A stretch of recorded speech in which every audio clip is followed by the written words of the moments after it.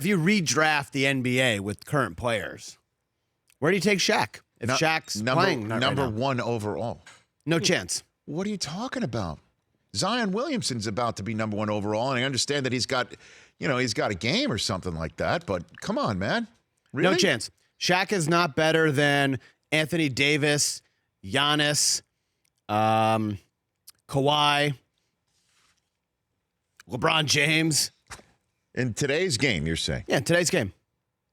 Oh, man. Greg Anthony, at Greg Anthony 50. Again, NBA on TV and TNT, NBA TV analyst. They're going to air 8 games over the holiday season starting this weekend. Greg, you there, buddy? I'm here, my man. How you doing, Rich? Did you hear the conversation that we were just having here?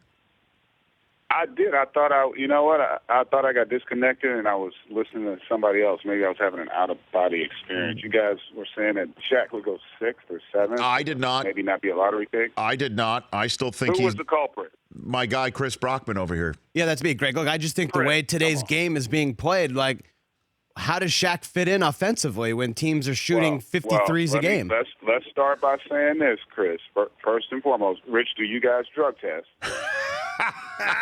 Well, I mean, I think I want to make sure I'm speaking with a rational being here. I think I need to put him on the Eric Reed plan when he keeps saying stuff like that. You know what, Chris? In all seriousness, and Rich, listen, the game has completely changed, and I don't think people from maybe my generation appreciate that. So I absolutely get where you're coming from. But what you guys got to remember, most people remember Shaq from the 3 championships that he won in L.A. and then moving forward. But if you go back to Shaq and watch footage of Shaq coming out of college and when he first came in the league, Shaq was an incredible physical specimen.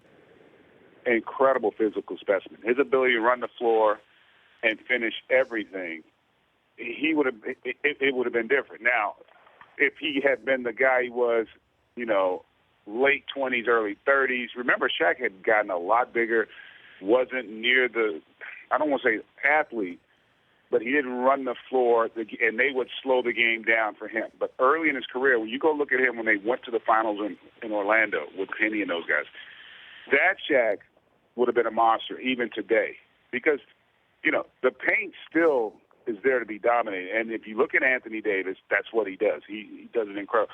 Giannis does not shoot threes. Okay, so those guys, and you look at Embiid, big guys are still extremely valuable. We don't see anybody like Shaq in his game. Shaq would still be a great force. Now, later in his career, it would have been a different game. He would not have had the same impact because of how the game is played. And it's also, believe it or not, the bigger issue is back when he played, you didn't run 70, 80 pick and rolls. You didn't take 40, 50 threes and shoot them with the efficiency that they shoot them today. So that's what the real issue is. Teams would attack him. In his era, all those teams had big, plotting big men that basically were forced to have to try to guard Shaq. And in today's game, teams would flip that. They would, Shaq still would be effective even, when he had gotten a little bigger. But the issue for Shaq would be he'd have to then go guard those pick and rolls where those guards are shooting. James Harden, they're shooting 10 threes a game. Steph Curry's going to take 10 threes every game. James Harden's going to take 8 threes. They took 55 threes the other night. I mean, the Rockets are shooting 48. They're shooting 48% from 3 the last 5 games. Right, and you're going to see them 48%. And you're going to see them tonight in Miami. But before we move on to that, I mean, do you think we're ever going to see teams start to build instead of building to take advantage of the way the game is playing today to try and change it back to the days when you played it, that there's going to be some sort of reaction to try and win like the old ways, to try and pierce this 3-point extravaganza by going old school, pounding the rock down the paint, that sort of thing? The Lakers, as we all know, are playing a transition game because that's a little bit more of to their strength than shooting wide open threes. What do you think, Greg? I don't, unless they change the rules, I don't think so. And in part, it's because of the skill too. Like it's just simple math. 3 beats 2. So if you think about it, like, I can shoot 33% from three, and that equates to 50%, right? If I take 6 shots and I make 3 of them, that's 6 points. If I take 6 shots and I make 2 threes, that's 6 points. So, and because teams have become more efficient at it, it's just not going to happen, I don't think. And I think you're going to see more and more of guys that can shoot and play in space. So I don't see that. And then when you look at, I get the opportunity to watch young players and what these kids can do today, and the skill level is extraordinary. When you look at middle school, high school, what these kids can do, and their skill sets have all evolved. That's just so. I think you're going to continue to see that, and you're going to continue to see bigger players like a Giannis. You've seen this kid Zion Williamson and how freakish he is, but he's a perimeter player.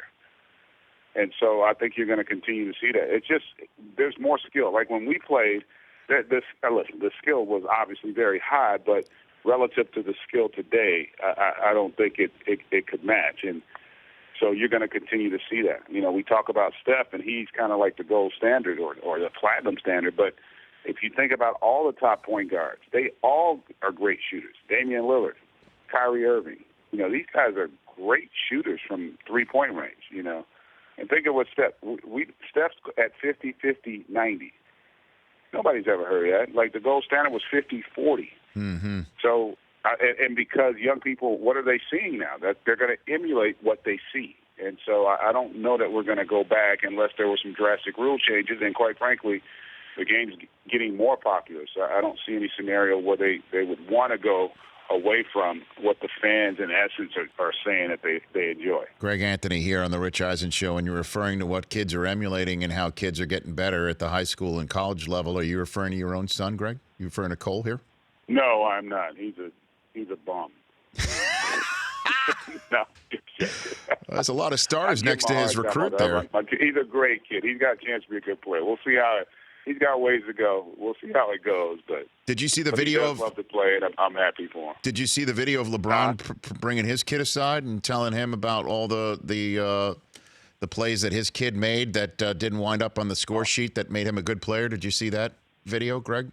Rich, I wish all parents would watch that and understand. It's one thing that does bother me. It's like people talk so much about these kids and how the issues aren't oftentimes the kids, it's the parents. And I see it. My 2 oldest kids both play at a pretty high level, and so I get to go and travel and watch their games and to hear how these parents are who oftentimes don't even know the game or understand it. So to hear LeBron, the way he talked to his son, because even his son didn't get it, right, how important those plays are. And I try to explain to parents, you know, the people, when your kid gets old enough, first of all, your kid's 5, 6 years old, he ain't going no damn college. Ain't nobody recruiting him. Like, let him be a kid, and if ultimately he develops, then we can address that. But, you know, he's teaching them how to play, how to value the basketball. And that's great advice it's a great life lesson, too. You know, not just getting caught up in the actual numbers. It's about the outcome. And I thought it was I retweeted it. I wish more people would see that and understand. I mean, it was just incredible. And again, I mean, obviously LeBron's IQ, he gets that. And it was awesome to see that. And I hope, Rich, you're working hard with your kids to improve their abilities. Well, you know what I'm telling them all the time about their level of interest in whatever they want to do. You know, it doesn't have to be sports or anything like that. And that's one of the things that I really appreciated about LeBron James is just sitting there and talking about fundamentals and offensive rebounds, and it's not stat sheet. I mean, it really was something. We showed it on our show yesterday. I'm glad that we did hit on it. In the few minutes I have left with you here on the show, what we've seen out of the Rockets, again, you're seeing them against the Heat tonight.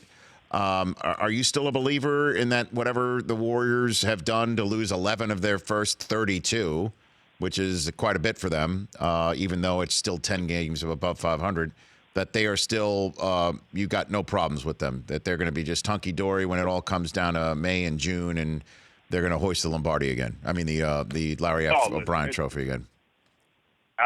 They're going to be challenged. And I think part of it's the same issue that the Rockets had. Like, everyone's talking about the problem for the Rockets the fact that they lost those guys, and that is a part of it. But the reality is also that anytime you've gone to 4 consecutive finals and won, 3 of them like the Warriors have, mentally it's just harder each year.